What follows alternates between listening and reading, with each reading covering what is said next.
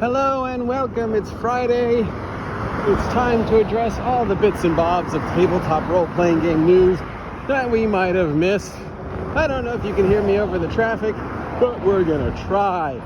Okay, so there's really only one story going on this week that I haven't talked about already, and that's all the why is this a thing in regards to Gencon. So I'm going to be talking about the situations that came up during Gencon, and these are very uncomfortable situations dealing with harassment and sexual assault. And if those are topics that you are not comfortable with, you should probably stop watching this now. Okay, so Gencon happened, and we've got a lot of news out of Gencon regarding what's coming next with the gaming industry and who won what award and what that means and blah, blah, blah, blah, blah. But we also have stories of a lot of controversial situations coming out of Gencon, which seems to be a running theme. We had controversy last year, the year before, the year before. In fact, I'm going to go on a ledge and say there has been what the fuck shenanigans going on at Gencon as long as there has been a Gencon. In fact, I'll go even further and to say probably every convention of any type.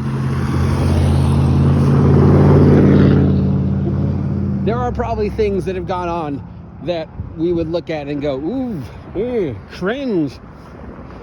We're only finding them out recently because of the advent of social media. But this is not a new thing. It's not a thing limited to Gencon.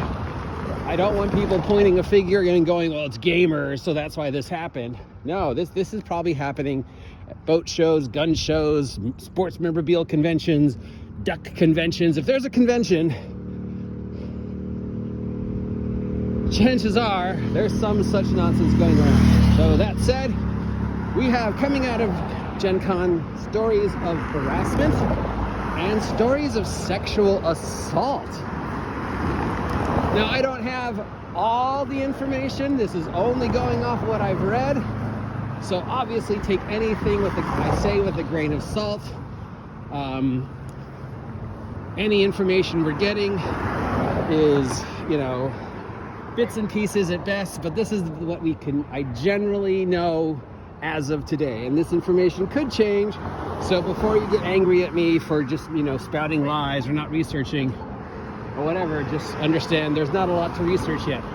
Gencon is being very close-lipped about these events, which is probably why these events keep happening at Gencon, because they keep trying to do damage control. Yeah.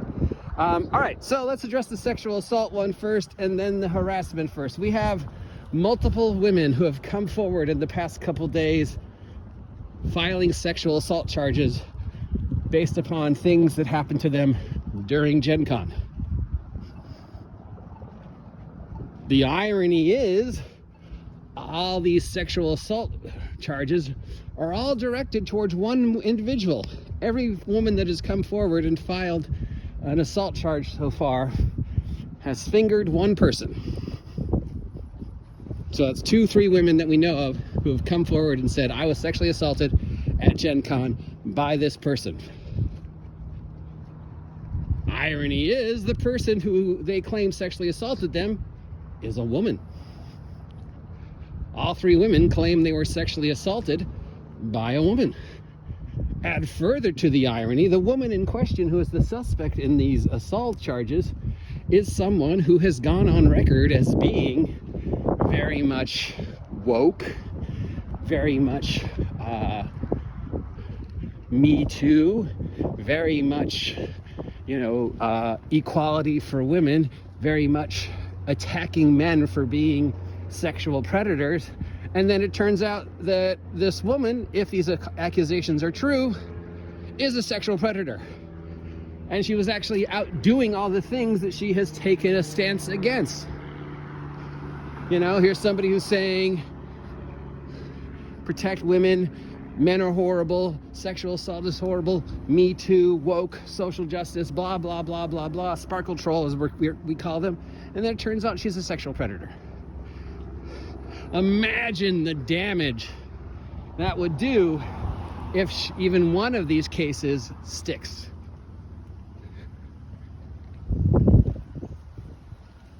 That would definitely just continue to erode the legitimacy of all this SJW woke sparkle troll inclusiveness bullshit. You know, we have a woman who's gone on record multiple times saying horrible things about men, horrible things about the way women are treated at conventions, and then proceeds to do all the things that they have claimed they are against. Irony. The problem is, of course, that the information we're getting is very limited. Gencon's eternal security is trying to control the narrative as much as they can, which they have done repeatedly in the past, because otherwise it shines a very suspicious light on Gencon. And, you know, our next story kind of also makes you want to think back to some of the other stories of things that we've heard about coming out of Gencon from the previous years in regards to Gencon security. So yes, I'm going to say some less than favorable things about Gencon security. If you're a member of Gencon or somebody who might be upset about this, again, you should probably stop watching. Okay, the second story coming out of Gencon, this is actually the first story, but we're going in backwards order, was the reports of harassment. Several members of the Gencon guest population have come forward claiming that they received threatening phone calls, threatening texts from individuals who claimed that they were part of Gencon security, that they knew where these people were, they knew who they were, and they were going to get them. They weren't safe. At least one woman received what was paramount to a death threat. She received a text basically telling her that Gencon security knows who she is, she's not safe, they're going to find her, they're going to get her. Now, Gencon has said that it's not us. We don't know how this individual got this information, but it's not us, and we're conducting an internal investigation. And that's the problem, back to our previous story and the history of Gencon and the what the fuckery that seems to spout up, is the internal investigation. What type of organization is Gencon that they have the wherewithal to conduct internal investigations in regards to harassment and sexual assault charges? Those investigations should be handled by the people whose, I don't know, actual jobs are dealing with the situations. Like, I'm just going to spitball here, the police, the FBI, the Department of Justice, cyber crimes, the local sheriff, professional security companies, not Gencon security. I don't have a lot of faith in Gencon security when the head of Gencon security comes out with his little announcement and then claims his name is Magpie. The head of Gencon security wants you to refer to him as Magpie, a Magpie, head of Gencon security.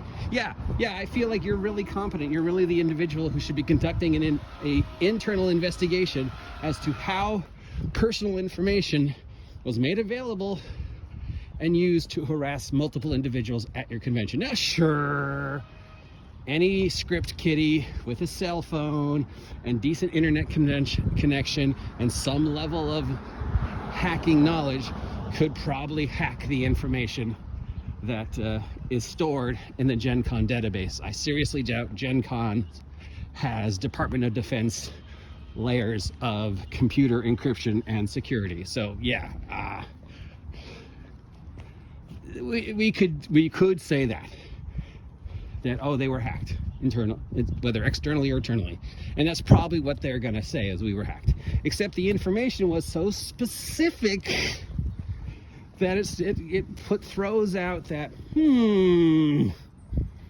really, because the harassment was so specific. They knew the individuals' names. Okay, yeah, sure, that would be on the computer in the registration information for the convention, and on the computer if they were staying in the hotel. Okay, yeah, you could have hacked their names.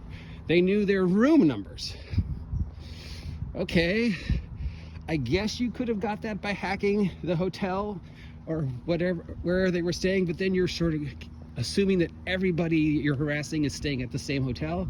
Otherwise, you have to check every hotel in the area to see if that's where they're staying at, so you know the number of the room they're staying in at each hotel, which means you'd have to know their name. Now, you could have gotten their name from hacking the database and then just randomly called hotels, but it's very difficult to get room numbers. Hotels do have some level of security in regards to just giving anybody on the phone a room number. Okay, still, they knew their phone numbers because they were able to text them. Okay, again, you could have hacked that, I guess, but it's sounding more and more like, all right, this is very specific information. How did you get this? They knew if the individual in question was a person of color or not. So that means they knew what they look like. Now, again, you could have hacked the registration. I don't know, maybe Gencon takes pictures of people before they enter to put on the name tags. I don't know.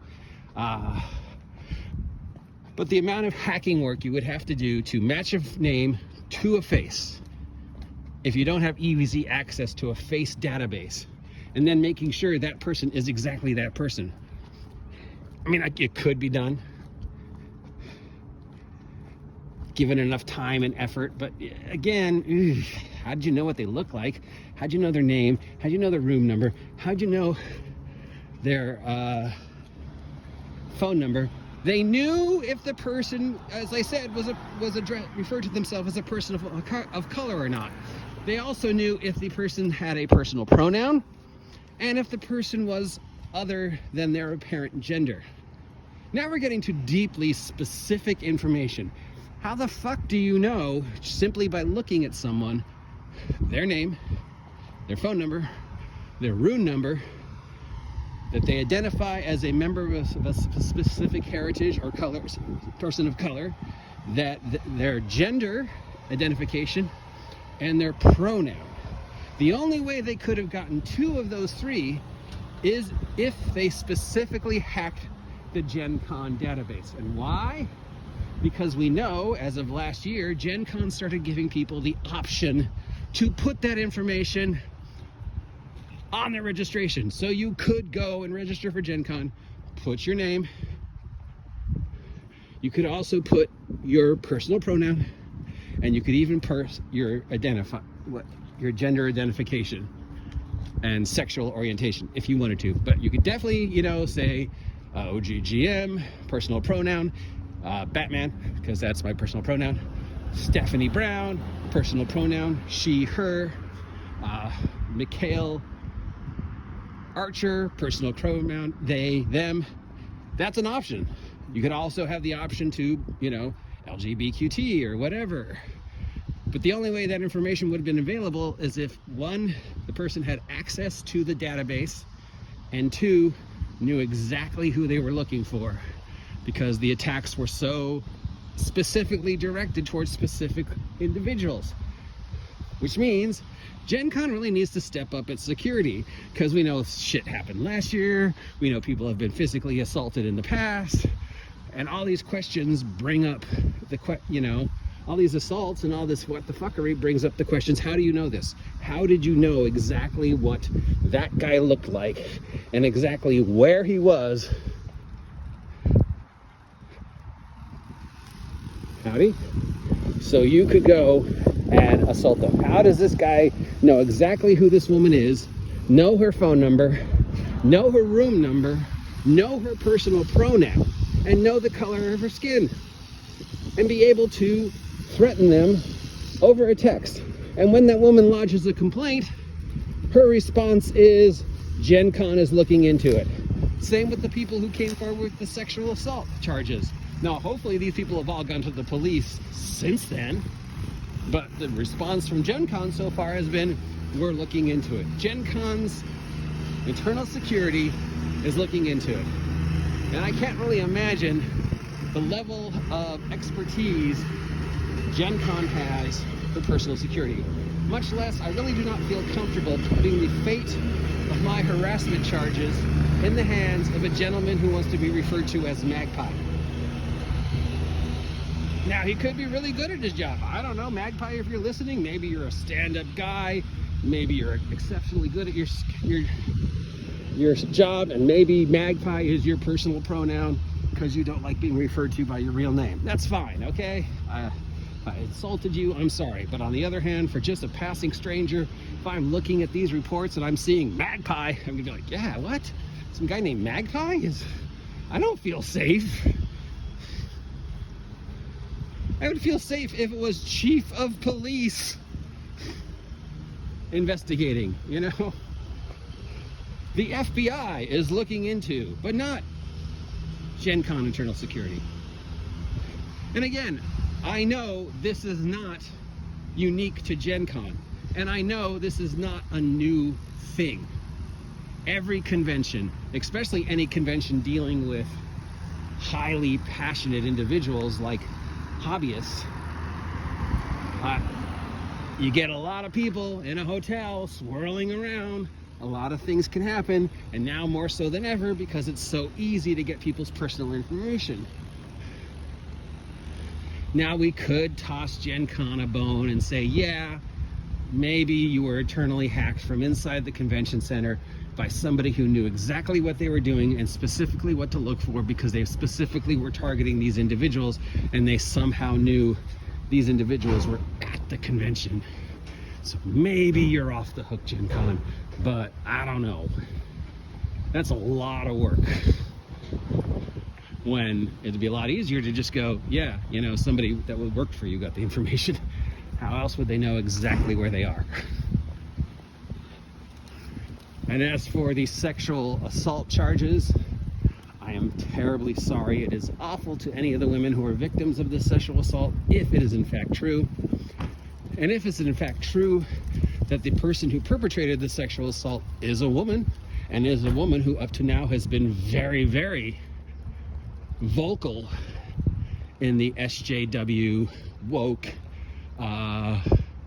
Me Too, men treat women like shit camp, and it turns out they're just as awful as the people that they have been crusading against, and this woman's going around sexually assaulting other women. Well, not only is that ridiculously ironic and ridiculously sad, it also punches a huge hole in the arguments of the SJW, woke, whatever you want to call them. And the problem with that is when there is a legitimate subject that needs to be addressed by this topic, like inclusiveness, it's going to get pigeonholed with, you know, negativity and complaints because individuals who are championing these positions, like, oh, men treat women like shit at gaming conventions, turns out, oh, you treat women like shit at gaming conventions too, so how am I going to respect or acknowledge anything that comes out of your camp going forward? Because you've just shown you're a hypocrite. So all in all, this is sad, and all in all, the lesson we can learn of this is Gencon and conventions in general need to step up their security, need to step up the ability to protect the privacy of the individuals attending their conventions. Because if this keeps happening, people are gonna just be like, fuck it, I'm not gonna go. I'll just go online. Or fuck that, I'll go to a smaller convention where I can get the exact same experience and a less likely chance of being harassed. There are a lot of small conventions that happened over the weekend where none of this happened. VentureCon happened during the Gencon weekend. Now you would think, considering Venture's reputation, a lot of skullduggery was going on, but nope. Not a single complaint or accusation of any kind coming out of VentureCon. On the other hand, Gencon seems to have been a shit show this year. And it's not the first year. So, yeah, step up your game, Gencon. If this insults you, I apologize. But, you know, the writing's on the wall. Start doing your job. I'm the OGGM. If you appreciate this content, let me know. If you have any stories coming out of Gencon you want to talk about, let me know. If you don't appreciate this content and think I don't know what the fuck I'm talking about, let me know. Please subscribe. This is my garden. Talk to you later.